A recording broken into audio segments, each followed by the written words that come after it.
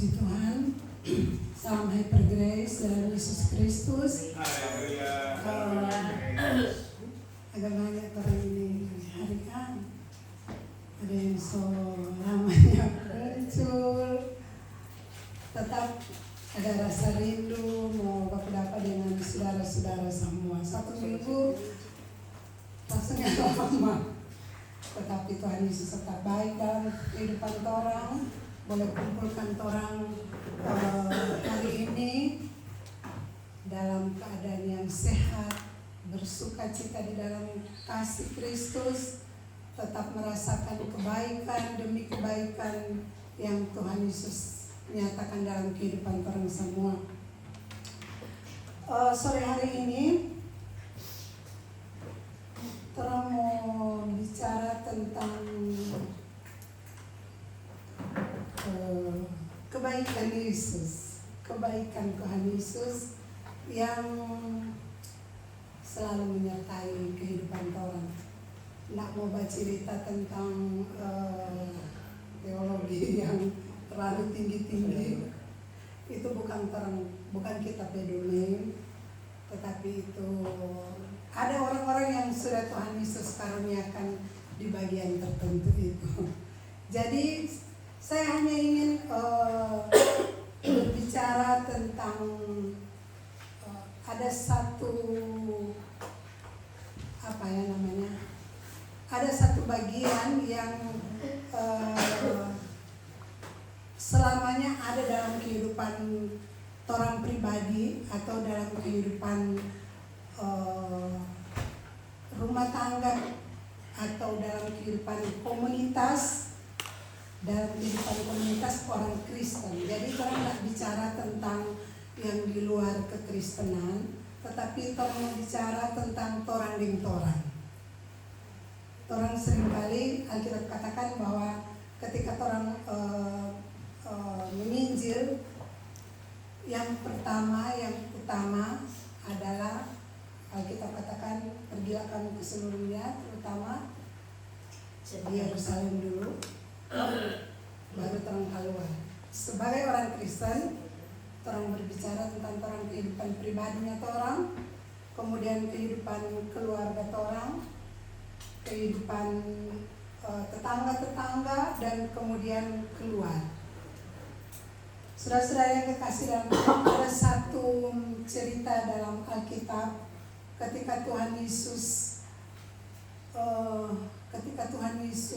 bertemu dengan satu orang yang memiliki satu penyakit, yang penyakit ini membuat dia keluar dari komunitasnya, disingkirkan dari keluarganya. Kalau orang yang kena kolesterol, asam urat, jantung dan segala hal, diabetes dan segala tetek bengek, orang masih ada dalam lingkaran keluarga.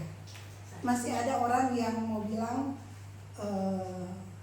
menolong orang dalam keadaan tubuh yang lemah, tetapi masih ada keluarga yang bisa membantu orang. Entah itu mungkin kalau tidak ada keluarga ya teman-teman. Tetapi ada satu penyakit yang harus disingkirkan di tengah-tengah komunitas dan keluarga, yaitu penyakit kusta. Di dalam kehidupan orang Israel pada zaman itu ada aturan tersendiri. Tetapi mari kita baca dulu di dalam Markus 1 ayat 40. Ini cerita cuma kecil, cuma pendek, cuma bagaimana Tuhan Yesus menyembuhkan seorang yang sakit kusta. Di dalam Markus 1 ayat 40.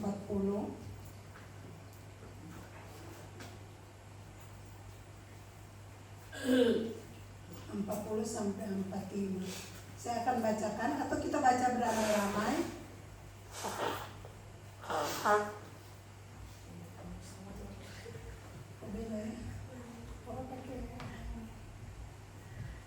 Terjemahan apa?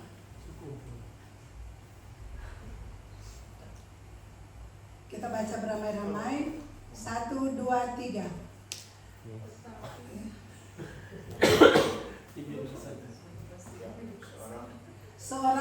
sakit kusta datang kepada Yesus dan sambil berlutut di hadapannya ia memohon,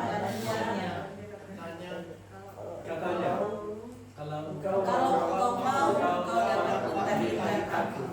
maka tergeraklah hatinya oleh belas kasihan, lalu ia mengulurkan tangannya, menjamah orang itu dan berkata kepadanya, aku mau, jadilah engkau tahir. Seketika itu juga lenyaplah penyakit kusta orang itu dan ia menjadi tahir.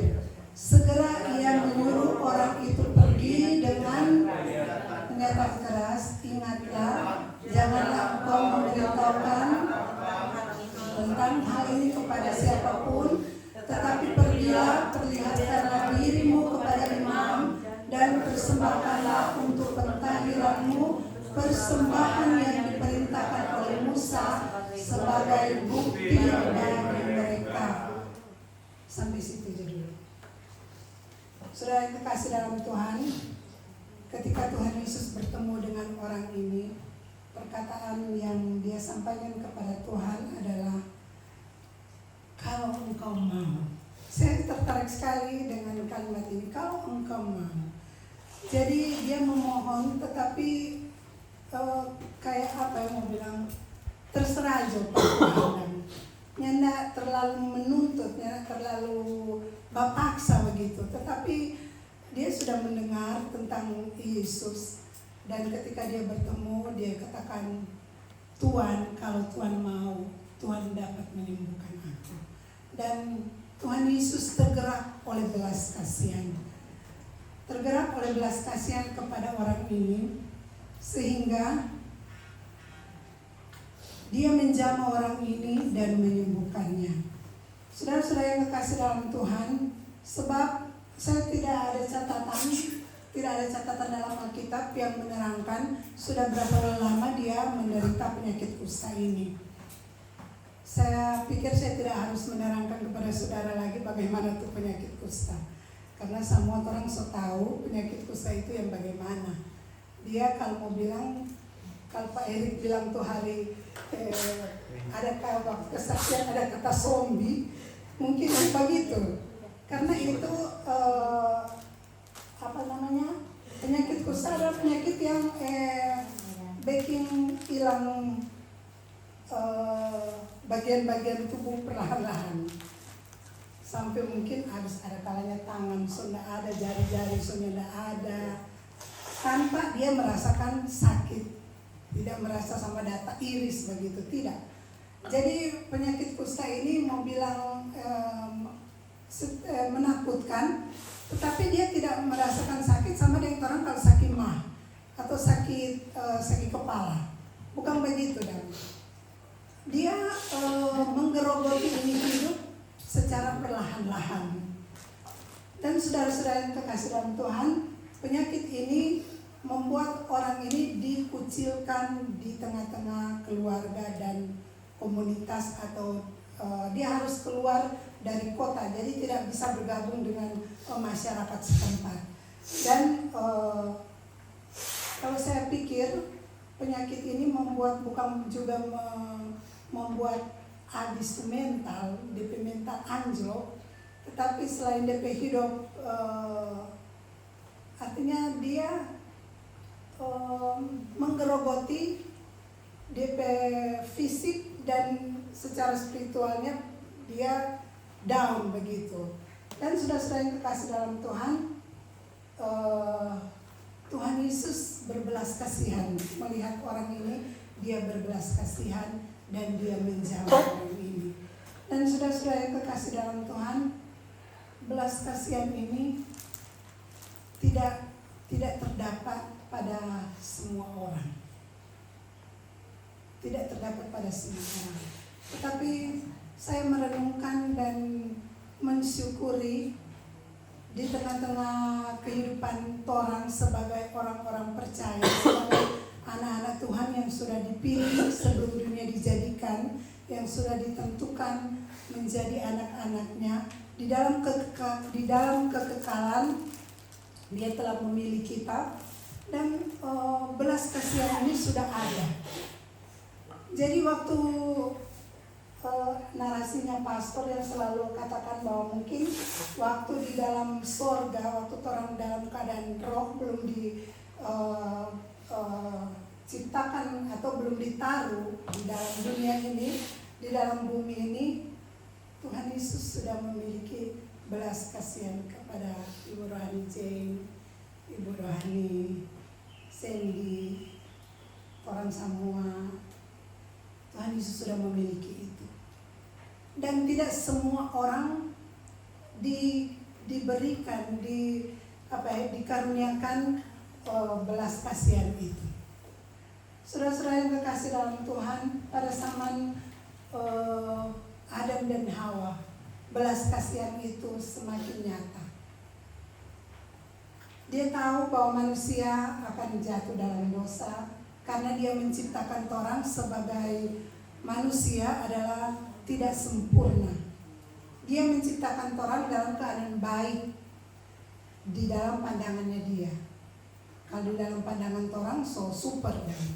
Tetapi dalam pandangan dia menciptakan orang dalam keadaan yang baik tetapi tidak sempurna.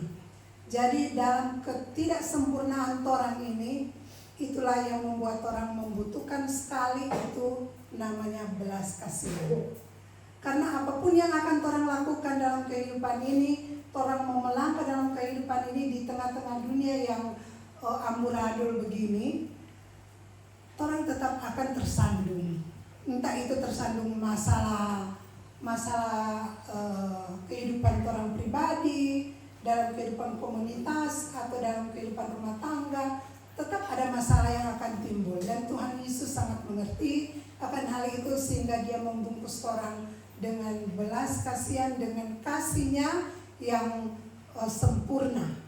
Kasihnya itulah yang sempurna, itu yang membuat orang bertahan sampai saat ini.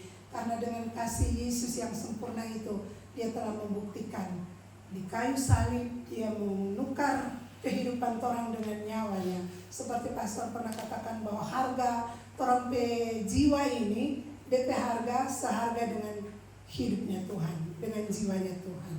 Jadi satu jiwa di dalam dunia ini tidak akan sebanding dengan seisi dunia ini. Dan tidak akan sebanding dengan apa yang ada di dalam dunia ini. Entah itu harta benda, tidak akan sebanding. Karena yang akan mengukur itu, nilainya orang itu bernilai seperti nilai nyawa Tuhan Yesus.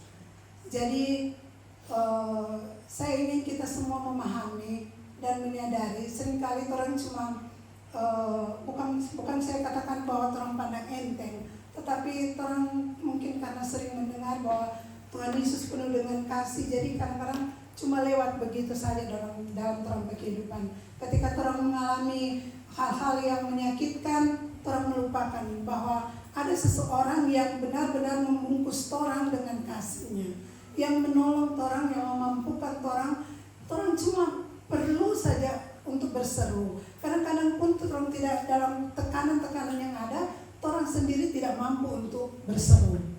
Tetapi orang pe Bapa sangat kenal orang pe pribadi. Dia sangat mengenal orang, sehingga ada Alkitab katakan bahwa dia mengenal setiap tetesan air mata orang. Walaupun orang cuma dalam diam sama dengan Hana yang merindukan sesuatu dan dia cuma bawa dalam doa, dalam diam, tetapi Tuhan mengerti setiap tetesan air mata. Dan orang harus menyadari hal ini, bahwa dari awal kehidupan orang, dari mulai penciptaan sampai akhir hidup orang, segala sesuatu dibungkus dengan kasih. Jadi seringkali orang terpuruk dengan orang punya masalah, seolah-olah masalah itu melebihi orang punya hidup, sehingga orang tidak menghargai orang punya kehidupan sendiri. Saya seringkali katakan dalam keadaan baku sedu, baik kepada terutama kepada anak-anak muda, Pak Karen juga kemarin saya masih katakan, Karen kalau sayang orang itu 50% saja yang sayang. 50% itu sayang akan tu diri.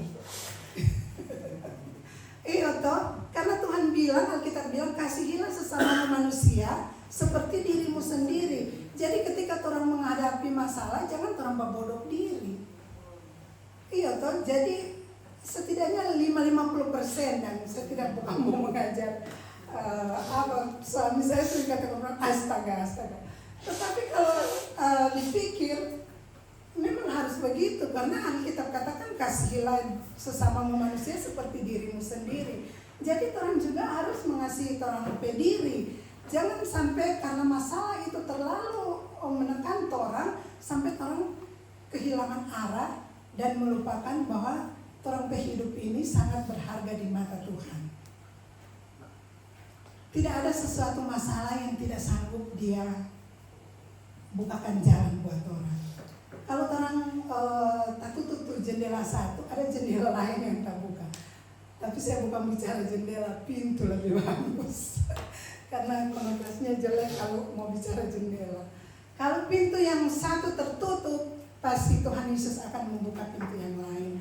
Cuma seringkali orang menghadapi proses ini, orang mau buru-buru. Cepat buka pintu satu.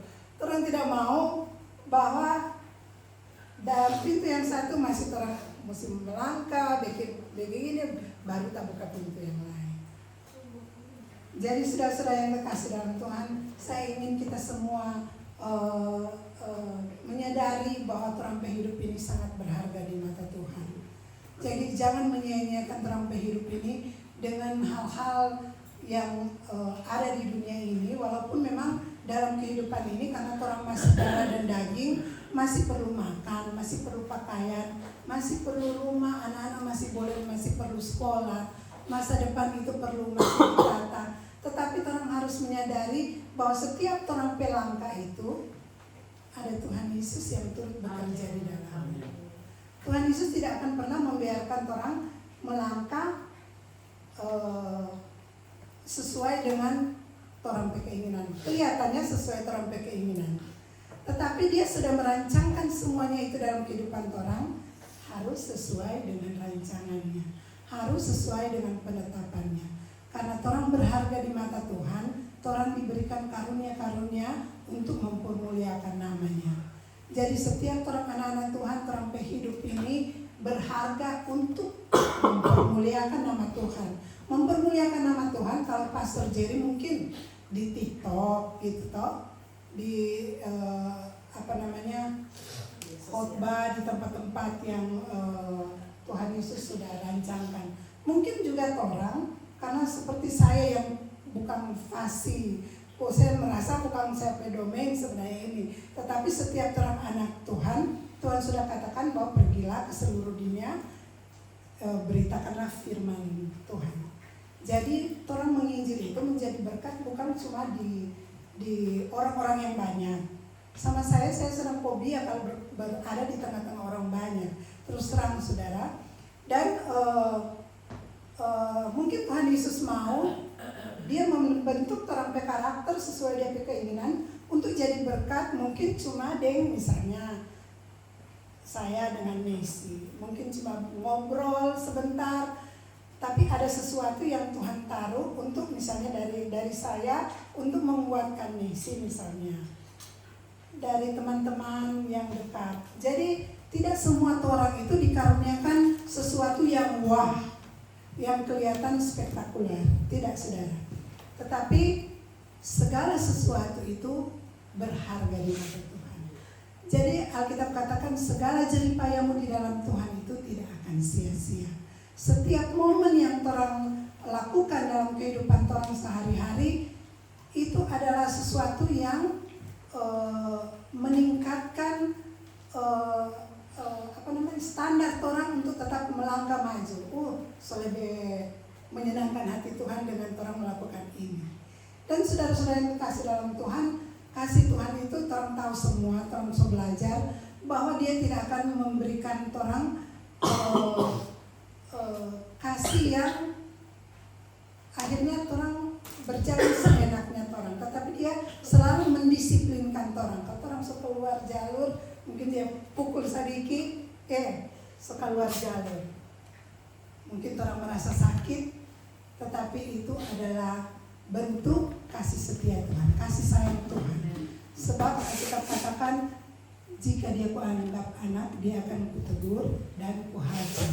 Kalau pastor bilang, dia akan kuflungku.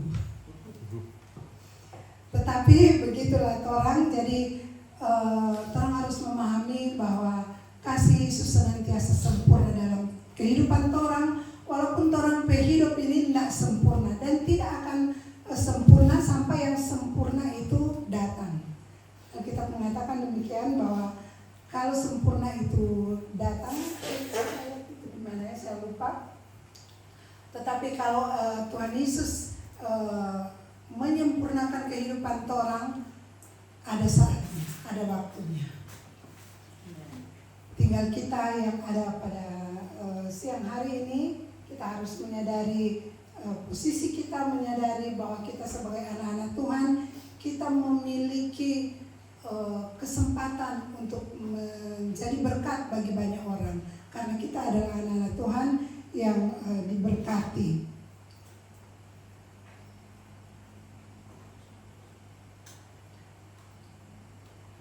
Saya akan baca di dalam 1 Korintus 13, orang akan baca ini ayat dulu.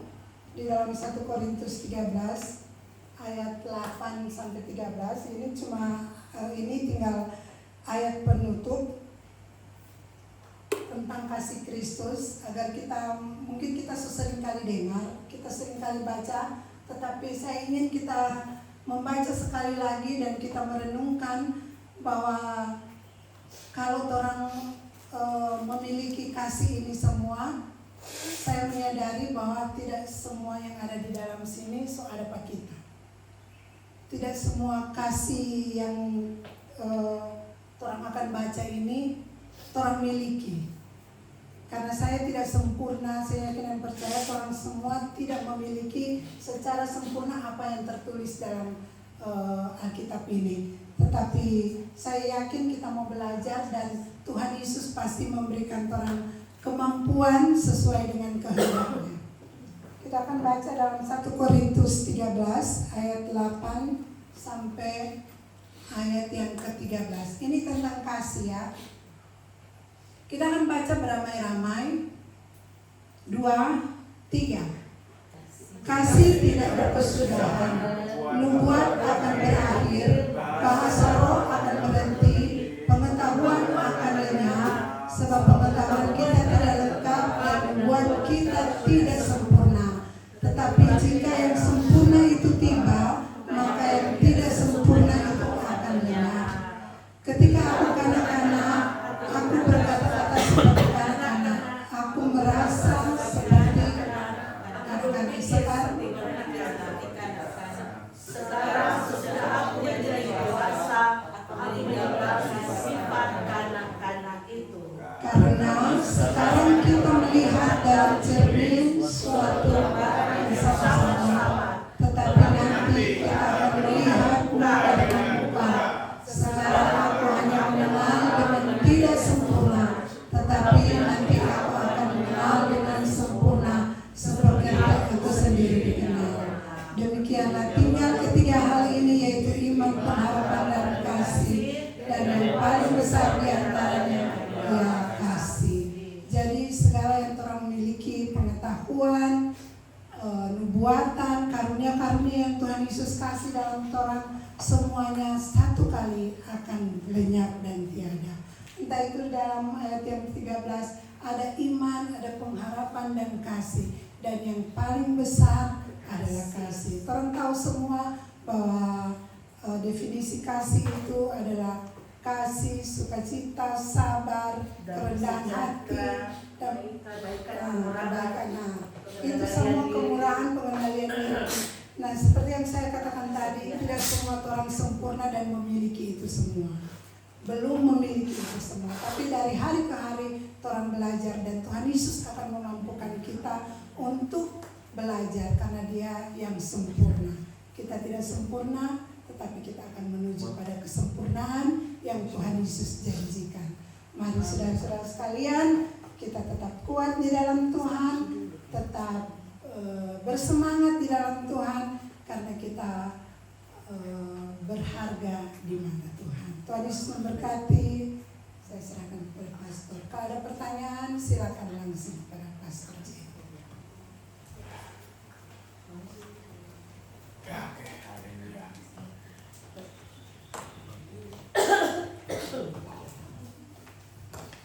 Ya, haleluya.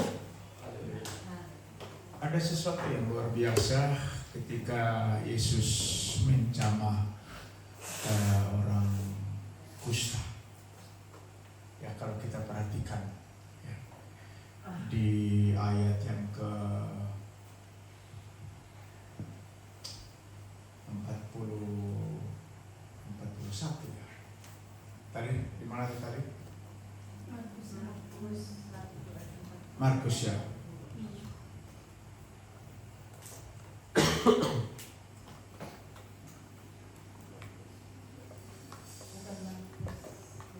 Markus berapa tadi? 1 ayat Ayat 40 sampai 45. ya. 45. Ya, saya ingin kita memeriksanya dengan seksama ya. Ada sesuatu yang sangat menarik sekali.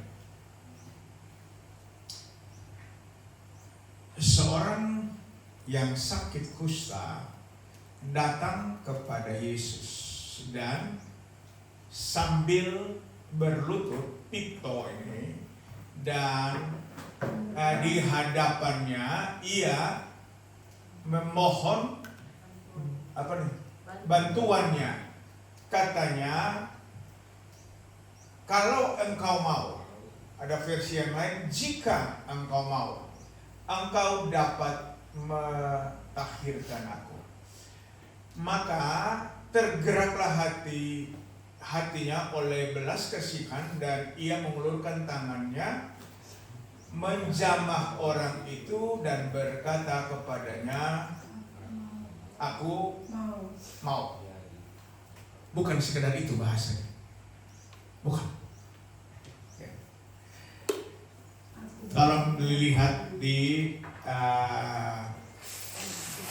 Inggrisnya, terjemahan Inggris di atas Pak, lihat di atas. Ya. Tidak, nah bukan di situ Pak, tadi. Ya. Lihat di terjemahan Inggris New Version atau apa? Ada Inggris apa tuh di bawah? Ini di bawah, yang terakhir. Today English version ya. Coba deh. Ya. Today English version. Ada yang menarik di situ. Jika engkau mau. Ya, ini dia. Jesus was filled with pity. Jadi dia dipenuhi oleh rasa belas kasihan and reacted out and touch him. Ini perlu diperhatikan. Bisa baca sama-sama? Bisa? Ya, 2, 3. I do want to. Sekali lagi, I do want to. He answered. Be clear. Diterjemahkan letter-nya, aku benar-benar mau. Jadi bukan sekedar mau, aku benar-benar mau. Dalam gramatikalnya itu dia pakai indikatif.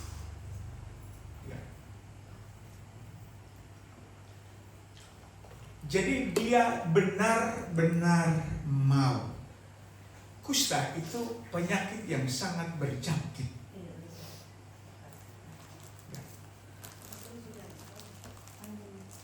Makanya orang kusta langsung dikucilkan.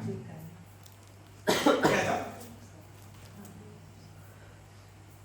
di apa tuh istilahnya? Karantina. Isolasi. Ada. Kucilkan. Ya, dikucilkan. Ya. Tidak boleh disentuh, tidak boleh bercerita akan Ya. Ya. Tetapi kalau perhatikan, Yesus ini bukan sekedar sentuh, menjamah ya. Coba ke teks Indonesia dulu supaya kita lihat ini terjemahannya.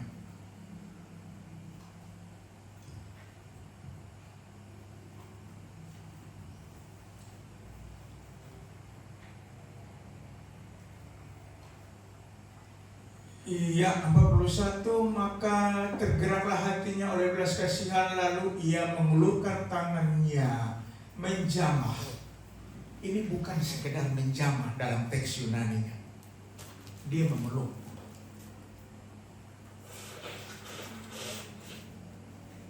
Ini bukan menjamah ini.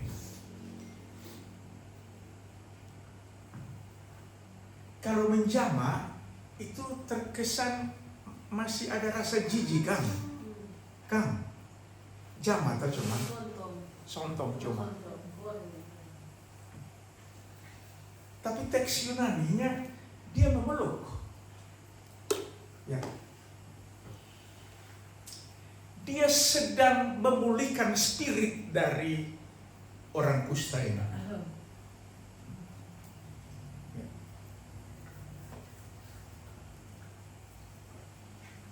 Luar biasa.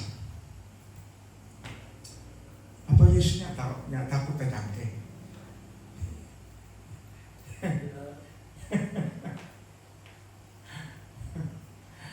Jadi tadi kita periksa dia punya bahasa Yunani, wow. Dia bukan sekedar sentuh, tapi dia memeluk, merangkul.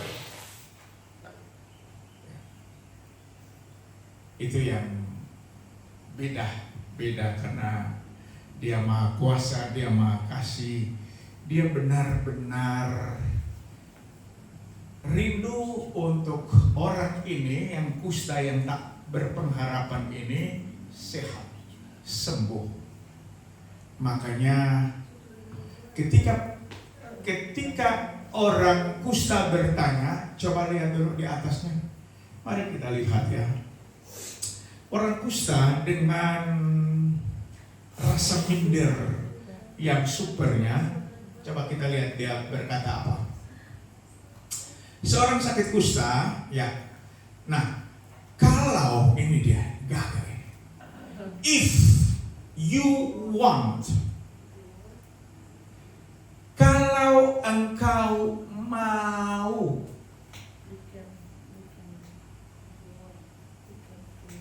engkau dapat mentahirkan aku. Kalau engkau mau.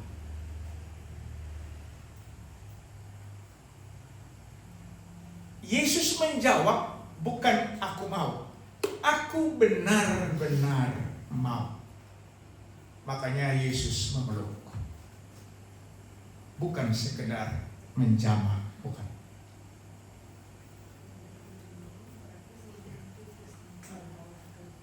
Jadi suatu tindakan nyata Yesus mau adalah dia memeluk. Itu tindakan nyata dia mau. Benar-benar mau dia memeluk.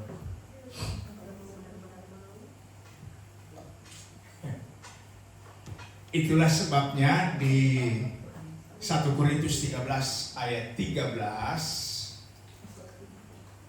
iman, pengharapan, dan kasih. Dan yang terbesar adalah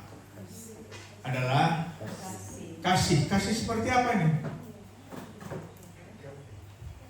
Kasih agape. Ini perhatikan. Jadi ada 3 hal. Iman, harap, dan kasih. Yang terbesar bukan kasih phileo, bukan kasih eros, bukan kasih storge, bukan, tapi kasih agape. Makanya saya selalu bilang, phileo, storge, eros itu harus dibungkus dengan kasih agape. Karena kasih antara suami dan istri istri kepada suami, suami kepada istri, eros, bisa error. Betul nggak? Ya, kan kita semua yang berkeluarga tahu kan. Terkadang ada yang bilang begini, kita sudah lali anak muka. Cuma itu terus, coba ganti muka sedikit kok.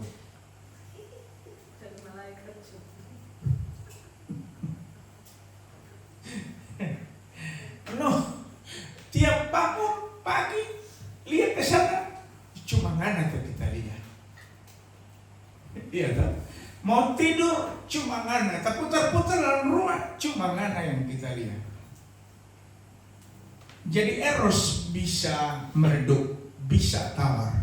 Tapi kalau kita membungkusnya dengan agape, itu yang terbesar. Itu yang terbesar. Ya. Jadi luar biasa, hari ini kita mendengarkan berita belas kasihan Tuhan. Ya. Dia cuma bukan sekedar omon-omon, tetapi dia memeluknya. Ini yang kita perlu belajar. Tidak mudah, ya, teori tidak mudah, tetapi jika kita benar-benar mengandalkan kebenaran Yesus Kristus, maka kita pasti bisa melakukannya.